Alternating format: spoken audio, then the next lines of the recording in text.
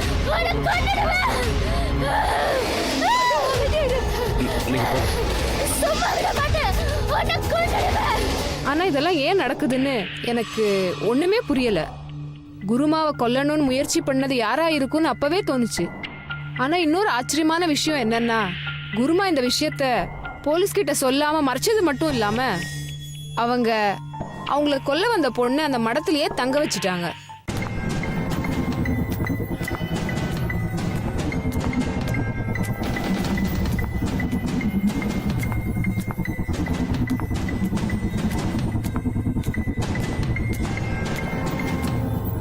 நீ இங்கே இரு, நான் தனியா உள்ள போறேன்.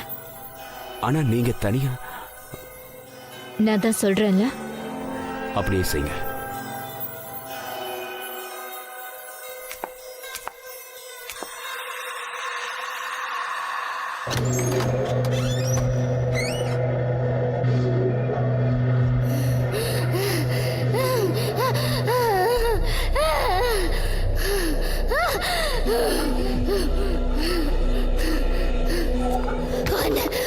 நான் சும்மா விட மாட்டேன். கொன்னுடுவேன், உன்னை நான் கொன்னுடுவேன்.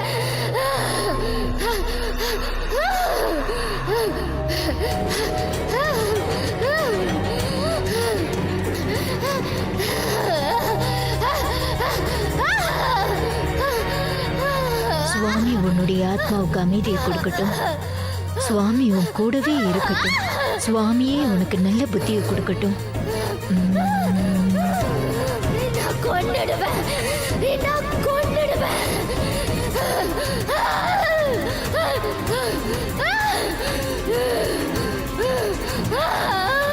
சுவாமி சத்யம்,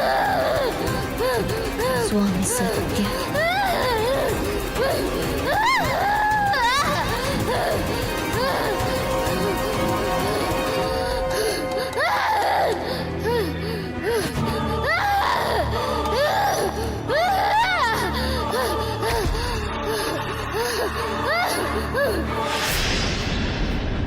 யாரோ இந்த செய்வினை எல்லாம் செஞ்சு என்ன கொல்ல முயற்சி பண்றாங்க.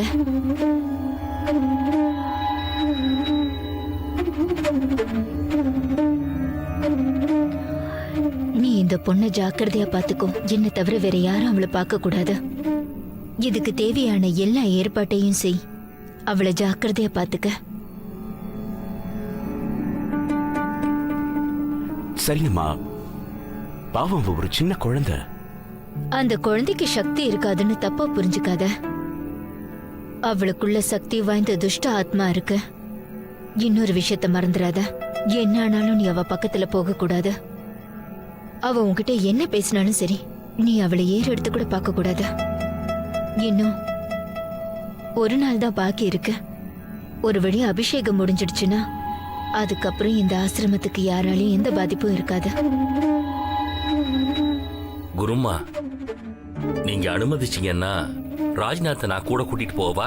இன்னும் நிறைய வேலைகள் பாக்கி இருக்கு. சுவாமி சத்யா.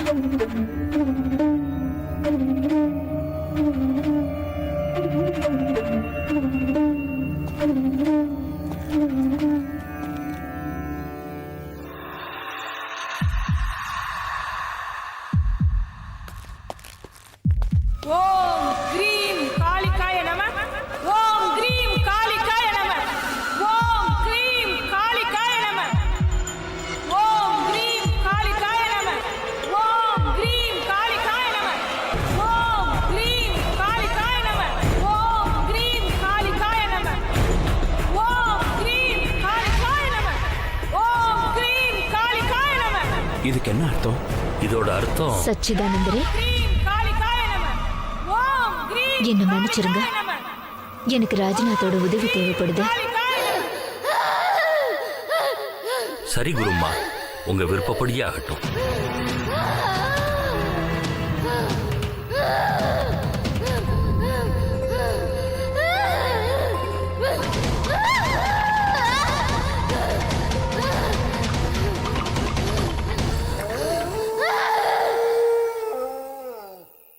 இங்க பாருங்க, இன்னைக்கு நடந்த சம்பவம் ஒரு துர்பாகியம்தான்.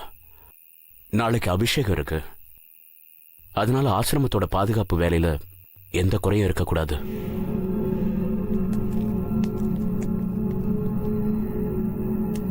ராஜ்நாத்ஜி,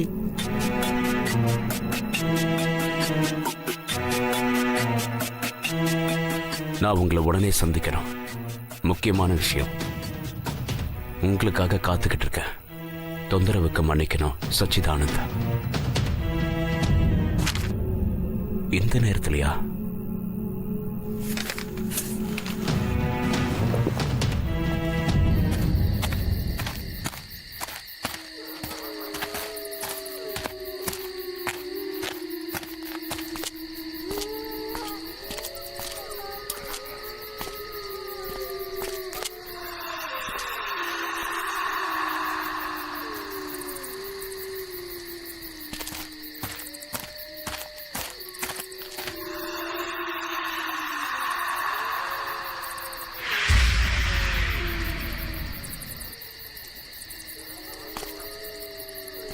யாரது?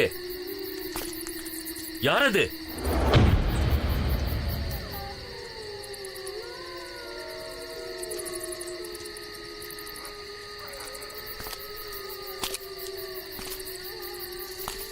ராஜ்நாத்,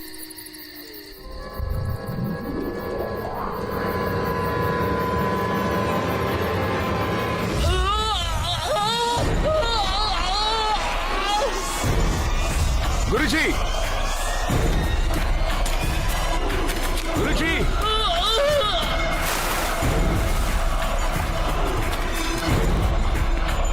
குருஜி.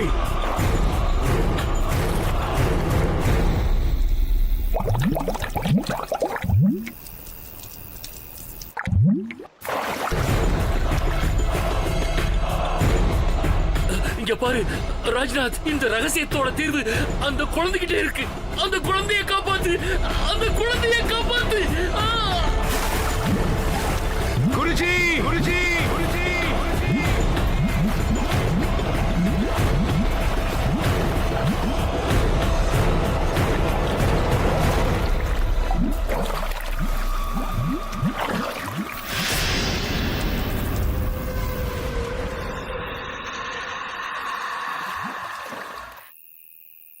நீ சச்சிதானந்தர் இறந்து போன விஷயத்த கொஞ்ச நேரத்துக்கு உனக்குள்ளேயே வச்சுக்கோ.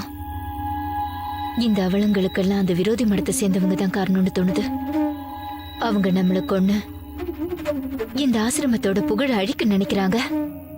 ஆனா எனக்கு என்னமோ சச்சிதானந்தத்தோட மரணத்துல ஏதோ சந்தேகம் இருக்கு. திடீர்னு யாரோ அவரை தண்ணியில எடுத்துட்டு போற மாதிரி இருந்தது. இன்னும் அந்த காட்சி என் கண்ணை விட்டு மறையவே இல்லை.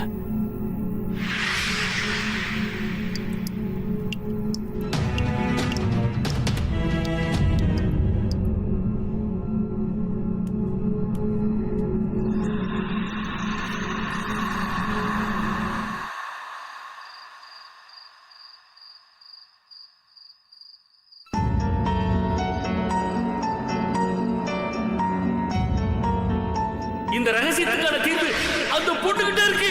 அந்த பொண்ணை காப்பாத்து, அந்த பொண்ணை காப்பாத்து.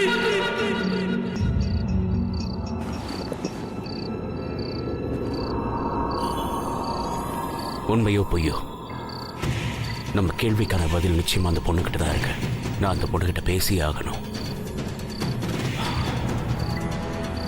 ஆனா குருமா இந்த பொண்ணை சந்திக்க கூடாதுன்னு சொல்லியிருக்காங்களே. என்ன ஆனாலும் சரி, நான் இந்த பொண்ணுகிட்ட பேசியே தீருவேன்.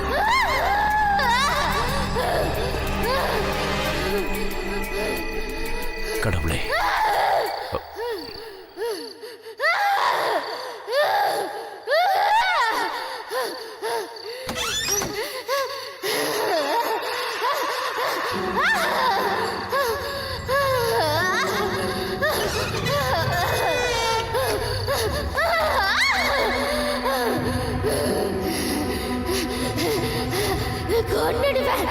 விடு. என்ன விடு.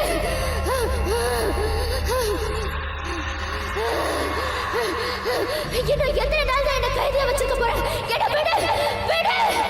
முதல்ல நீ யாருன்னு சொல்லு. உனக்கு குருஜியை பத்தி என்ன தெரியும்? ராஜ்நாத்,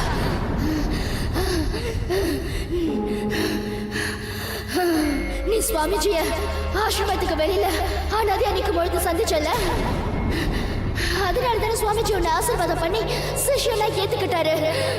ஞாபகம் இருக்கா? ஆனா நீ புரியலையா? நான் தான் சுவாமி கிருஷ்ணகாந்த். நான் தான் இவளோட உடம்பை ஏன் வசப்படுத்தியிருக்கேன். இன்னொரு உடம்புக்குள்ள புகுந்து போற சக்தியை பயன்படுத்தி இன்னொரு உடம்புக்குள்ள என்னால சுலபமா போக முடியும். ஆனா நான் இந்த உடம்பை விட்டு போகும்போது அந்த மனுஷன் 7 நாள்ல சுத்தே போயிடுவான். அதனாலதான் குடி சீக்கிரம் சாக போற உடம்புக்குள்ள நான் பிரவேசிச்சுட்டு இருக்கேன்.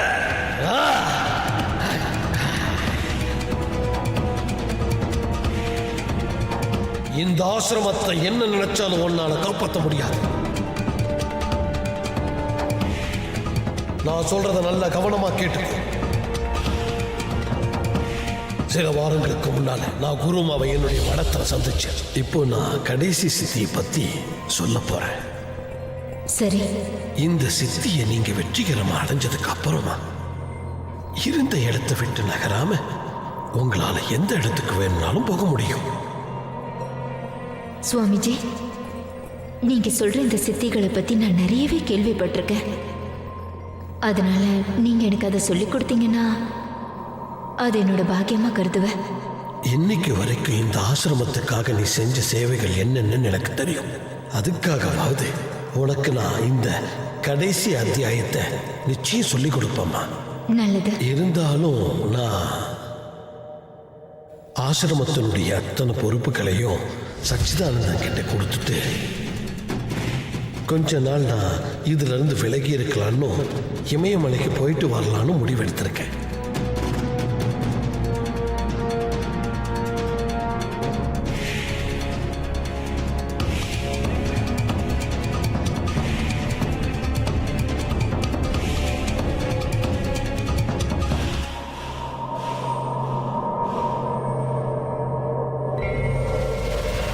சுவாமிஜி அவரோட உடலை தியாகம் பண்ணணும்னு கிளம்பினாரு. ஆனா அவர் திரும்ப வந்தப்போ அவர் பார்த்த காட்சிகள் அவரை அதிர்ச்சியில ஆழ்த்துச்சு.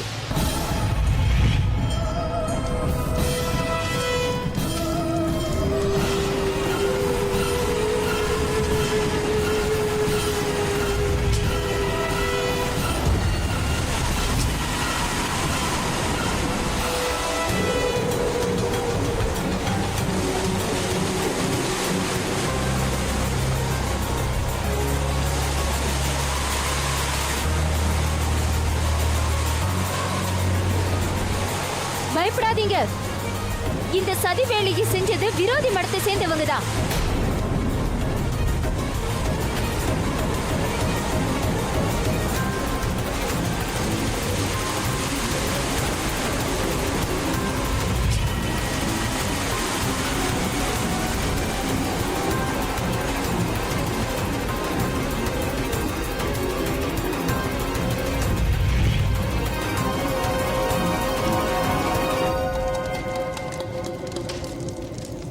புயல் ஓஞ்சிருச்சா?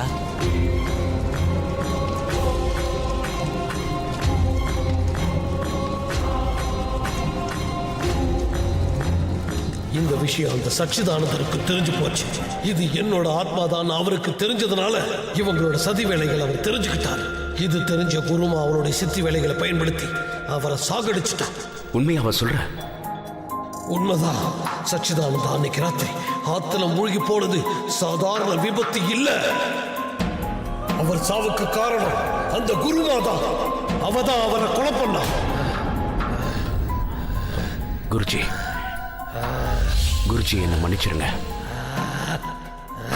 இந்த கஷ்டமான நேரத்தில் நீங்க எனக்கு உதவி செஞ்சே ஆகணும். எனக்கு வழிகாட்டியே ஆகணும். நான் இப்ப என்ன செய்யணும்னு நீங்களே எனக்கு சொல்லுங்க.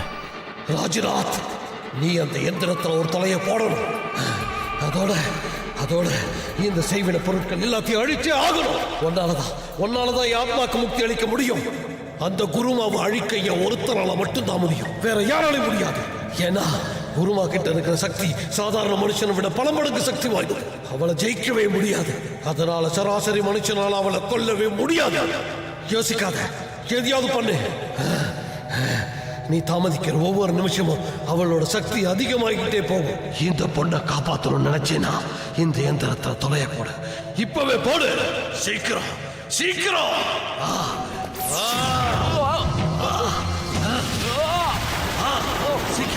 சீக்கிரம் வா. ராஜநாத் இங்க இருக்கான். இவன் விரோதி மடத்தை சேர்ந்தவன். இத்தனை நாள் நம்ம ஆசிரமத்தோட பக்தனா நடிச்சிருக்கா.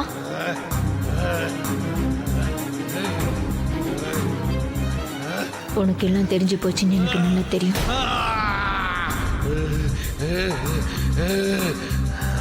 உன்னோட அஸ்தியை மட்டும் நான் கரைச்சிட்டேன்னு வச்சுக்கோ, அதுக்கப்புறம் என்னை யாராலையுமே எதையுமே செய்ய முடியாது, புரிஞ்சுதா?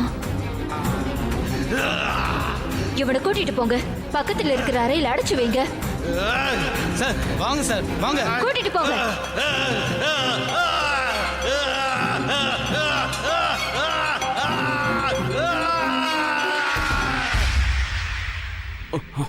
சார் உட்காருங்க, ப்ளீஸ் சார் உட்காருங்க.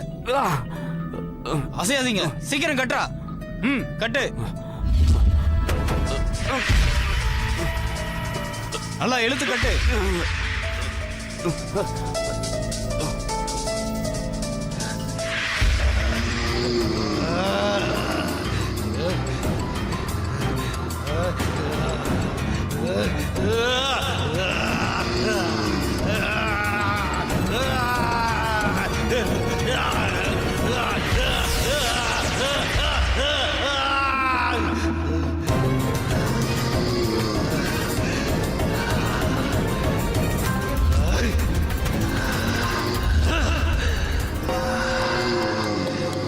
நான் கொல்ல போறேன்.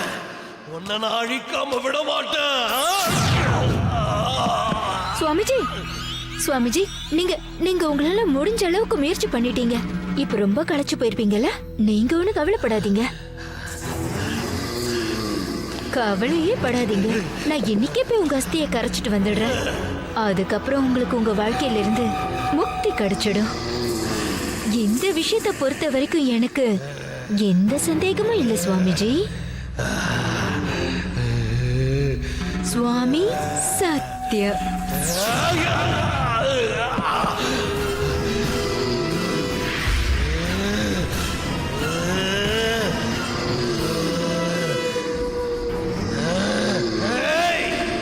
நீ இந்த பதவிக்கு லாய்க்கு இல்லாதவன், வரவே கூடாது.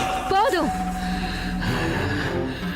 அதை இனிமே இங்க நிர்ணயிக்க வேண்டியது நான் தான். விட மாட்டேன், விடவே மாட்டேன். நான் விட மாட்டேன்.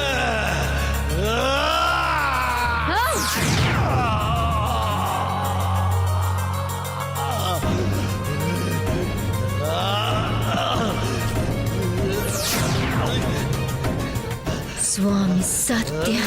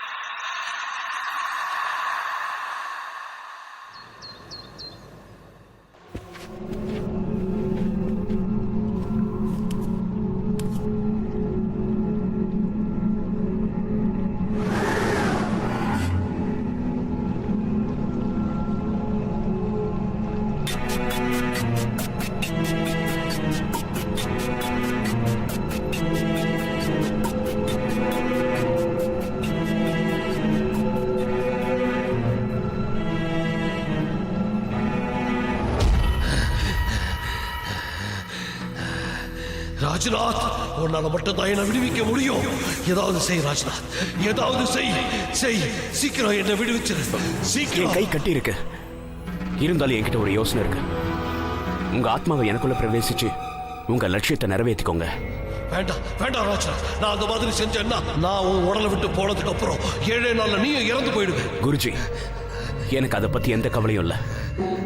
இந்த மடம் எனக்கு நிறைய செஞ்சிருக்கு. என்ன மாதிரி ஒரு அனாதைக்கு நிறைய அங்கீகாரம் கொடுத்திருக்கு. அதனால இந்த மடத்தை காப்பாத்துறதுக்காக என் உயிரே போனாலும் சரி, எனக்கு எந்த கவலையும் இல்லை. இது எனக்கு ரொம்ப பெருமையான விஷயம் குருஜி. நீங்க என் உடம்புக்குள்ள பிரவேசிச்சு உங்க லட்சியத்தை நிறைவேற்றிக்கோங்க குருஜி.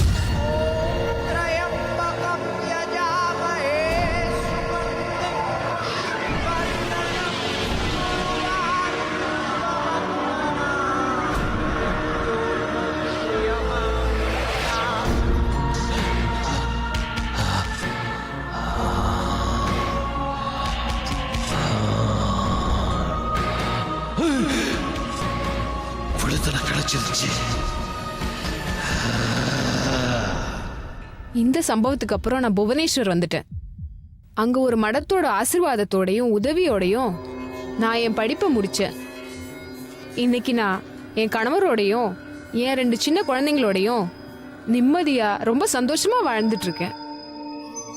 புவனேஸ்வர்ல ஸ்கூல்ல டீச்சரா வேலை பார்க்கறேன். இந்த மாதிரி சம்பவங்கள் ஆன்மீக குருக்களுக்கு மத்தியில ரொம்ப சாதாரணமான விஷயம். அவங்களோட சித்திகள்ல ரொம்ப வித்தியாசமான சக்தி வாய்ந்த சித்தி தான் நினைச்ச உடம்புக்குள்ள பிரவேசிக்கிற வித்தை.